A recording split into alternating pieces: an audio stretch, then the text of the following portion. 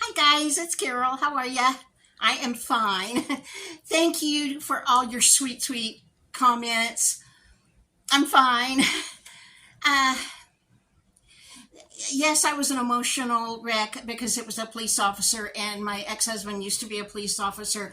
But I was like that way about firefighters, police officers, soldiers, first responders before he was ever even thought of being a police officer. I was just born with that empathy, I guess, for saviors, people who come when everybody else is leaving. And I don't know why. That's just me. And that's why I no longer go to church, because hymns affect me that way.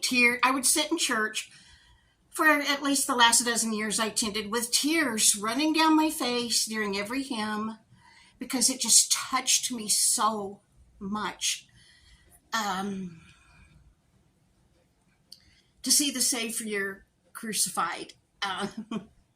Not going, we're going to stop. I'm going to start bawling.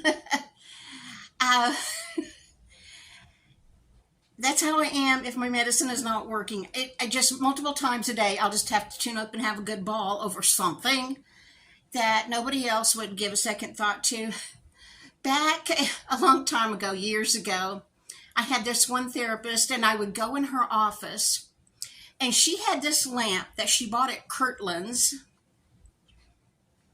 And for some reason at the time, I thought it was the most beautiful thing ever, the most beautiful lamp I'd ever seen. And I would walk in her office, and I'd sit down in the chair and look at that lamp, and tears would start rolling down my face, because I said, your lamp is just so beautiful.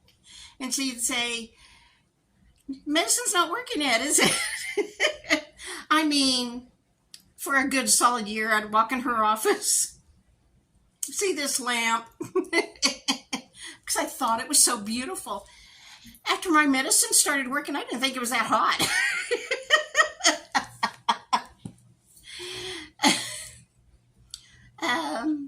A baby smiling just makes me bawl. A flower that's absolutely beautiful, and you look at every single petal, and you think what a miracle it is.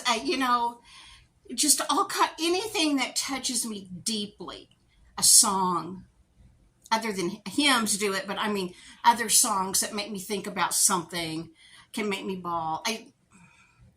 I know everybody does that to some extent. I just do it to a ridiculous extent when my medicine is not working. But I'm okay. I just usually don't film that. And I didn't mean to film it that day. I meant to tell my sub, I don't think the medicine's working yet.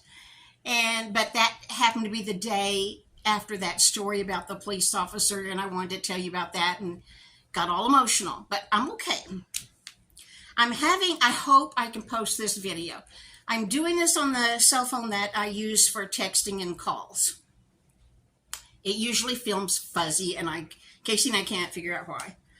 My other phone that I put the SD card in, that now all my photos are saved onto that, isn't it SD? Is that what it's called? Anyway, the little chip thing you put in there. Last time I made a video, I tried to do a part 2.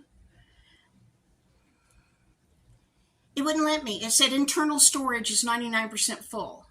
I went through and deleted everything I possibly could. Everything. Every picture, every document, everything. Emptied the trash. And internal storage was still 99%. I Googled it and found out that I need to clear the cache, C-H-C-H-E. That's something you need to do to clear up some storage. Oh, I deleted apps. I mean, I did everything I thought I possibly could, because that old cell phone doesn't work for phone calls or text. I just use it as a camera. So I don't need all those other things on there. I can't figure out how to clear the cache on that one. I cleared the cache on this one just because I could find where to do it. But anyway, that's my filming struggle for right now. I've got that Kindle Fire. I'm going to see if I can film on it. But tonight we're on my real cell phone. Uh, I'm going to show you a trick I learned with a Dr. Pepper can at the end. But right now, I want to tell you, I showed you these books. I don't even know how we got these, why we got it. On Borrowed Crime is not a cozy mystery. If you are like me and you don't like gory and extreme attention to a murder and how it happened and all the gory details, do not read this. On Borrowed Crime by Kate Young is probably a wonderful mystery, but it's not for me because I can't handle those things. Reading Between the Crimes is the second one in this series. Now, Casey's read this one, but she read it at night and it scared her to death and she stayed awake all night. And she told me, don't read this. I don't think you'll like it. Well, I got started on it and I didn't get very far in it. And I said, yeah, no, I don't need that. Don't need to put that in my brain.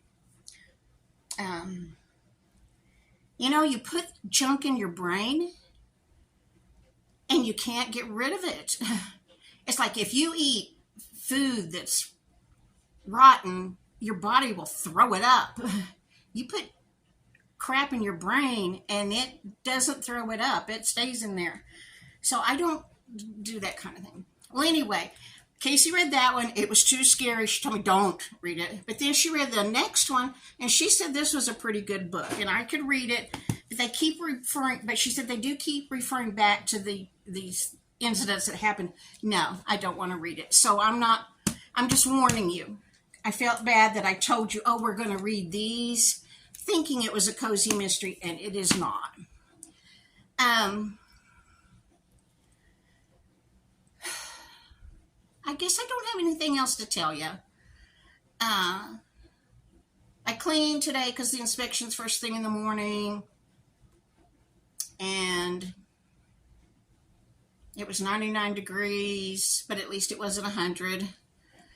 It looks like it could storm outside. The last time we walked the dogs, the sky was navy blue, and usually what happens, the storms split at Amarillo and go north of us and south of us, and my area gets nothing. One day this week, my son and daughter-in-law and the grandkids live west of me. I don't even know how far. I'm going to say 12 miles. I'm just guessing. Casey's dad and stepmom live about the same distance east of us. One night this week, they got rain and hail, and they got rain and hail. We got nothing. I don't know why. But anyway, I'm going to show you this trick I learned with a can. And I'm going to go because I don't really have anything else to tell you except thank you for being so kind to me. That's what my days are like. I just alternate between laughing and crying. And that's why I had to retire early, because I just cried all day over all kinds of things that nobody else would cry about. I mean, if somebody said something nice to me, I would cry. This was after I got out of the mental hospital. I could never go back to work. If a little child took my hand, I worked in the children's department at the library. If a little child reached up to give me their hand to go look for a book, everything was very emotional to me, everything.